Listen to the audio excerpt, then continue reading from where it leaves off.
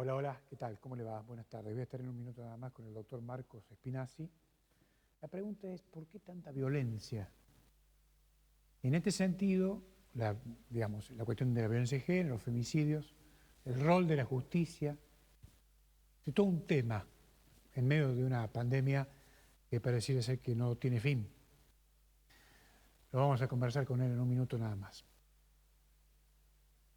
Ayer el expresidente de Uruguay, Julio María Sanguinetti, admitió que en Uruguay hay una grieta, pero la dirigencia uruguaya no dinamitó ningún puente. ¿Se da cuenta? Es decir, esto es todo un mensaje para la Argentina. Y esto marca esta evidente distancia en materia de madurez política entre un país y el otro, entre la Argentina y Uruguay. Pensé entonces, después de escuchar al expresidente de Uruguay, pensé entonces conectar este tema con lo que pasa aquí en la provincia de Jujuy.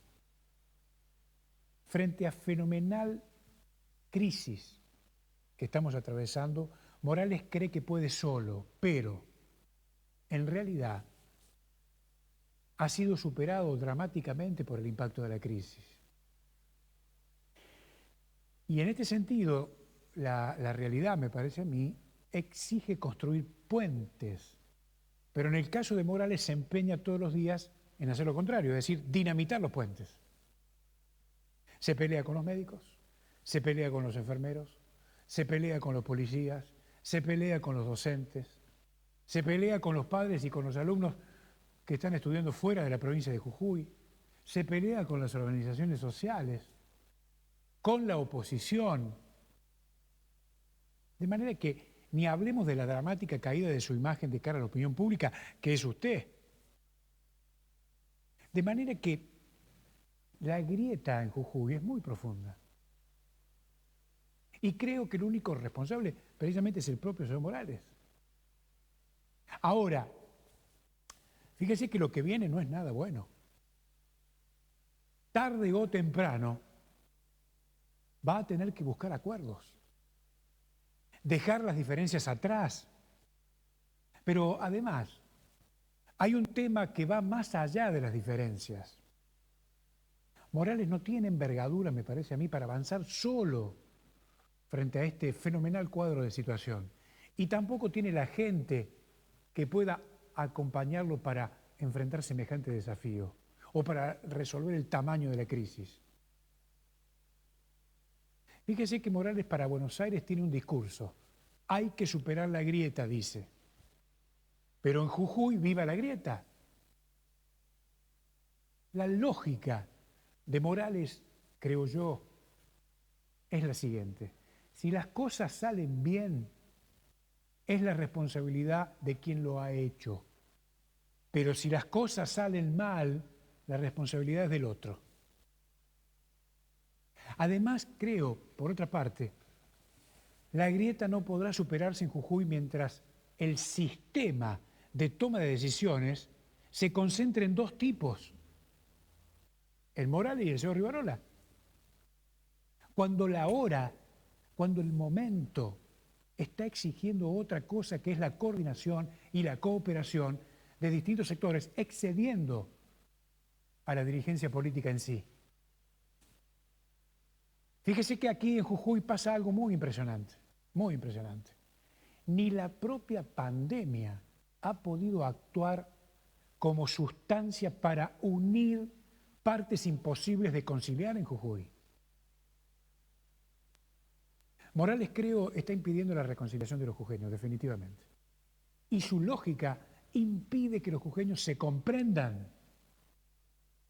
De manera que si no nos comprendemos, no vamos a entender cómo salir de esta crisis o de cualquier otra. Así, con esta lógica, Morales solo aumenta las diferencias tanto epidérmicas como profundas que están enfermando minuto a minuto a cada uno de los jujeños. El doctor Marco Spinazzi con nosotros. ¿Cómo le va, doctor? Gracias por estar acá. ¿Qué tal? Muy buenas tardes, muy agradecido de la invitación. No, al contrario, al contrario. Doctor, se me ocurrió convocarlo porque quería interpretar por qué aumenta dramáticamente la violencia y los desenlaces que estamos viendo. Bueno, uno de los temas que está en agenda actualmente, dentro de todo lo que el abanico de hechos que pueden decirse de violencia, creo que lo más preocupante que hoy estamos viendo son aquellas cuestiones que están vinculadas con violencia de género. Sí. Creo que este es un proceso que tiene algunos matices. Primero, no es coyuntural, es decir, esto tiene problemas estructurales en nuestra sociedad. Creo, no estoy muy convencido de que hay casos que se visibilizan, es decir, una muerte, un femicidio, pero la situación de violencia estructural que vivimos en la provincia se remota a tiempos ancestrales. Sí creo que se está visibilizando más, sí creo que la agenda de la lucha feminista ha logrado poner en agenda este tema, y poner en agenda este tema implica, por ejemplo, que las víctimas de a poco se animen a denunciar. Hay un ámbito oscuro donde las víctimas no denuncian. Hoy creo que de a poco se van poniendo en conocimiento herramientas, lugares, centros de recepción de estas denuncias para que se animen a denunciar. No lo puedo comprobar, digo, científicamente, este hecho de que si hay más o menos violencia. Sí creo que se denuncia más. Sí creo que de a poco se va rompiendo el cerco donde la mujer denuncia. Y en realidad, mire, esto yo lo digo porque me ha tocado como abogado ejercer algunas querellas en representación de víctimas, lo difícil que es dar el primer paso para la víctima. Y no solo dar el primer paso, que es denunciar, o decirlo, incluso en un grupo familiar, a veces no llega la denuncia, sino lo importante que es la primera respuesta del Estado. Una mujer que tuvo mucho tiempo siendo sometida, donde naturaliza conceptos, donde termina cuestionándose si realmente es víctima o no, donde se anima a dar el paso, ese momento es crucial para que el Estado le dé una respuesta de contención y de seguridad. Caer en vacío en ese momento, que ha pasado muchas veces, es trágico para las víctimas de violencia de género. Pero bueno, insisto, estos son procesos culturales que vienen desde tiempos ancestrales, donde se naturalizan conductas, donde se aceptan socialmente conductas y que hoy se las cuestiona. Y me parece que eso ha sido uno de los grandes triunfos de la lucha feminista, es decir, empezar a plantear estas discusiones y empezar a generar agenda. Y generar agenda implica que se ponga en la opinión pública de aquellas personas que tienen poder de decisión para generar estos cambios. Y bueno, ahí vino una serie de legislaciones y bueno, decisiones de política institucional para ir absorbiendo una problemática común. Yo doy un ejemplo, yo lo leía al doctor Camada, que tiene un libro específico sobre violencia de género, y él decía que cuando uno analiza por qué mueren los hombres, va a encontrar una gama de situaciones muy diversas. Cuando uno analiza por qué mueren las mujeres, se van a dar cuenta que hay un porcentaje altísimo de identidad. Es decir, las mujeres mueren por causas muy parecidas, en su gran mayoría, lo cual justifica que haya una disciplina específica que estudie esta situación. Y ahí es donde empiezan los procesos para empezar a entender, analizar y buscar también soluciones, ¿no? Desde un abordaje que claramente tiene que ser interdisciplinario. Ahora, fíjese, daría como la sensación, usted corríjame si yo estoy equivocado, que el Estado corre detrás de todos estos fenómenos. El Estado corre detrás de estos fenómenos desde tiempos ancestrales, digo, ¿no? Claro, porque estos procesos.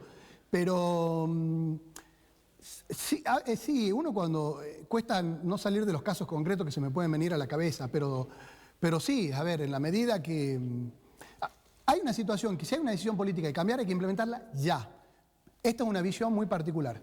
Creo que los cambios profundos, empezando ya, tampoco van a ser de un día para otro, van a ser a largo plazo, sí se pueden ir mejorando algunos indicadores. Si uno quiere abordar este problema, hay idóneos que seguramente van a profundizar más, pero esto se tiene que empezar a introducir desde la educación en los chicos, en los colegios, hacia adelante. Si nosotros no tomamos una decisión política de avanzar seriamente, en forma integral, no va a cambiar, porque siempre cuando ocurren estos fenómenos, lo primero que se hace es poner el ojo en la justicia. Pena más grave, culpa de los fiscales, culpa de los jueces. Y en realidad eso tiene un efecto muy menor porque ya trabaja sobre un resultado. Cuando ya actúa un fiscal ya tenemos una víctima dentro de las distintas gamas. O sea, queremos cambiar la problemática, tenemos que ir mucho más atrás. Ahora, acá, por lo que usted me cuenta, yo advierto dos cosas. No hay una visión integral del fenómeno. Integral. Sí. Y en segundo lugar se lo ve con una mentalidad de escasez. Esto se ve impactado o se ve reflejado, si usted quiere, en la asignación de los presupuestos. Sí, hay áreas que yo la verdad que no me animo a hablar demasiado porque me escapan, yo como abogado digo, como operador del sistema de justicia. Sí creo que vamos por detrás y creo que en este fenómeno tiene mucho que ver la lucha de las organizaciones que van empujando la agenda, van empujando. Si no existe ese empuje, muchas veces se las critica. Digo, la verdad es que si no existiera esta militancia tan activa y la cual no le sacan el pie del acelerador, probablemente iría quedando fuera de agenda en función de otras coyunturas. O sea, la única forma es esta pelea permanente, esta tensión permanente que se da para ir ganando derechos o reconociendo derechos por parte de las agrupaciones feministas. Y bueno, sí, en cuanto a los recursos, claramente si hay una problemática actual, vigente, que ha tocado tan profundo en el sentimiento de todos los jujeños, si queremos revertirla, y hace falta asignación de recursos, porque no es fácil el tratamiento de una persona. Usted piense, una mujer que es víctima de violencia, muchas veces su primer condicionante es: yo denuncio y ¿qué hago? ¿Dónde vivo? ¿Cómo alimento a mis hijos? Tiene que ver con violencia económica, tiene que ver con violencia física, tiene que ver con violencia psicológica. De alguna forma hay que lograr contener a esa persona y darle un espacio propicio para poder llevar esta transición de independencia incluso. Bueno, eso implica recursos, eso implica albergues, eso implica profesionales aplicados para contener a las víctimas y demás. O sea, por eso digo, es muy complejo de llevar adelante, pero que tiene que tener una decisión política firme de abordarlo y abordarlo en serio. Doctor, y desde el punto de vista de los instrumentos que hay, sí. ¿Estamos bien legislados? ¿Está faltando algo? ¿Lo que hay es suficiente? Mire, siempre se puede mejorar. Sí, en el último tiempo hubo importantes avances en distintos estratos, desde la capacitación a los operadores de la policía, de los distintos organismos públicos, desde la legislación. Insisto en esto, cada vez que se plantea la legislación penal, digo, ¿no? Cada vez que se plantean situaciones de violencia de género, la respuesta automática es agravar penas. Digo, si piensan que agravar penas va a ser a la prevención y con eso alcanza, estamos muy equivocados, ¿no? Decía un jurista que nadie sale con el Código Penal bajo el brazo a delinquir. O sea, lo que está diciendo es, el delincuente piensa que va a salir impune, no piensa en la gravedad de la pena, después se enfrenta en un proceso. Existen penas graves, se han agravado. Después tenemos un problema de coyuntura del sistema de servicio de justicia mejorable, que tiene que ver con la posibilidad de juzgar a estos delitos. O sea, nosotros, esto yo algo que lo vengo sosteniendo, los que me conocen, esto es algo que yo vengo sosteniendo hace tiempo. Con acierto se han ido especializando, yo creo que ha sido un paso adelante, especializar las áreas de acción. Es decir, hay fiscalías especializadas en violencia de género. También hay juzgados especializados en violencia de género. Tenemos algunos problemas ahí porque se ha metido dentro de la competencia de estos juzgados la violencia familiar. Entonces, de golpe, un juzgado que fue pensado para trabajar sobre la violencia que ejercen sobre las mujeres está siendo colapsado por expedientes donde hay dos mujeres que se pelean, por ejemplo, por una sucesión. O sea, casos como estos ocurren. Entonces, lo que ocurrió, como colapso de este sistema también, es que todas las cuestiones de violencia que tenían los jueces de familia pasaron ahí. Ahora, se engrosaron las áreas de investigación, los fiscales de investigación, juzgados de género. Ahora, esto en algún momento, si quieren que haya un resultado, tienen que ir a juicio. Y acá tenemos otro problema. Tenemos 3 tribunales de juicio hace 40 años. De estos 3 tribunales de juicio, el Tribunal 1 está completamente vacante. Falta cubrir los cargos. El Tribunal 2 quedó con un juzgado de juez menos por el reciente fallecimiento del doctor Germano. Y el Tribunal 3 está completo. Es decir, que de los 9 jueces que entienden el juicio, tenemos 5. Entonces, la realidad, ¿en qué se traduce en la práctica esto? que la absoluta mayoría de las causas que se elevan a juicio prescriben, porque no hay capacidad material de los jueces de llegar a hacerla. Se prescriben las prisiones, se agotan las prisiones, los plazos de las prisiones preventivas. Entonces, si usted me pregunta a mí, porque esta es otra discusión, ¿por qué la gente está libre? A mí no me preocupa tanto que haya más o menos detenido en forma cautelar. Acá lo que nos tiene que preocupar es que haya sentencia y juicios rápidos. Y el que delinquió, que pague y que vaya preso si corresponde. Pero hoy tenemos otro fenómeno también, que es ante la noticia crimen se detienen personas y también nos colapsa por otro lado. Sí. Porque tenemos problemas de hacinamiento, los habeas corpus. Es un combo complejo el de la justicia. Llevado puntualmente a la materia de violencia de género, ¿por qué le traigo todo este combo? Porque la realidad es que más del 60% de todos los hechos que se investigan en la provincia están vinculados con violencia de género. Entonces, más del 60% de los hechos, de todo. Si usted me hable de robos, o sea, del universo de delitos, el 60% más del 60% son violencia de género. Y usted piense esto, hasta hace muy poquito teníamos una sola jueza de violencia de género y teníamos juzgado 1, 2, bueno, con algunas vacantes también, 4 juzgados en Jujuy. Es decir, 4 juzgados para controlar la investigación del 40% de los delitos y un juez para controlar el 60%. Ahora se habilitó un nuevo juzgado y ahora hace poquito con la emergencia otra decisión política institucional buena del Poder Judicial que es la regionalización y se habilitaron juzgados en Humahuaca y en Libertador y en Perico. Es decir, digamos, ¿vamos por atrás? Sí, vamos por atrás. Si vuelvo a la pregunta inicial, vamos un poco por atrás. Pero bueno, esta es la realidad. Está muy bien. Bueno, la legislatura está pronto a sancionar, tengo entendido, sobre 3 dictámenes. Uno, que aparentemente es del oficialismo, es un dictamen que significa sinónimo de un proyecto de ley respecto de la emergencia de la violencia de género. Pero simultáneamente el bloque de la oposición, del Partido Justicialista, presentó una medida, un mandato de ejecución en el Tribunal Contencioso Administrativo para que se ejecuten las leyes que están. ¿Cómo se entiende esto? No conozco el antecedente que presentaron. La verdad es que las leyes que están vigentes son obligatorias y deben ser aplicadas por todos los ciudadanos, es decir, principalmente por los operadores. Respecto de la declaración de emergencia, en el Poder Judicial hubo una declaración de emergencia ya en el ámbito del Poder Judicial, lo que generó, por ejemplo, esta habilitación de nuevos juzgados con jueces habilitados porque se están en proceso de concurso esos cargos. Y con respecto, yo creo que lo importante de una declaración de emergencia por parte del Ejecutivo, obviamente, por parte de la legislatura, pero que impacta en las políticas que se ejecutan, que lleva adelante el Poder Ejecutivo, tiene que ver también con los recursos. O sea, declarar emergencia no sirve si es una declaración y que la cual estamos todos de acuerdo. No creo que hay nadie que pueda decir que no estamos en una situación de emergencia y violencia de género, a la luz de lo que pasa todos los días. Otra cosa es avanzar más allá de la declaración y empezar a trabajar sobre todas estas cuestiones que hablamos antes, ¿no? Cómo asignar recursos para poder dar salida. Y sobre todo en materia preventiva.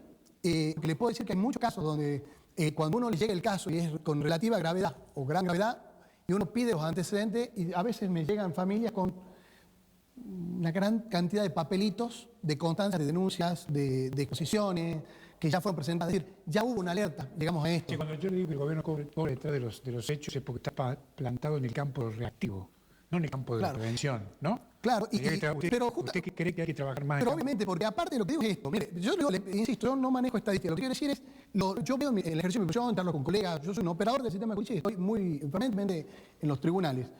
Vemos casos donde hubo una alerta, hubo un llamado de atención, hubo un pedido de auxilio, a veces no 1, 2, 3, 10. Y cuando uno ve el hecho, violencia grave, decir, ¿qué pasó en el medio? Bueno, esas son las cosas que hay que capacitar. Hay que capacitar a las personas que tienen el primer contacto.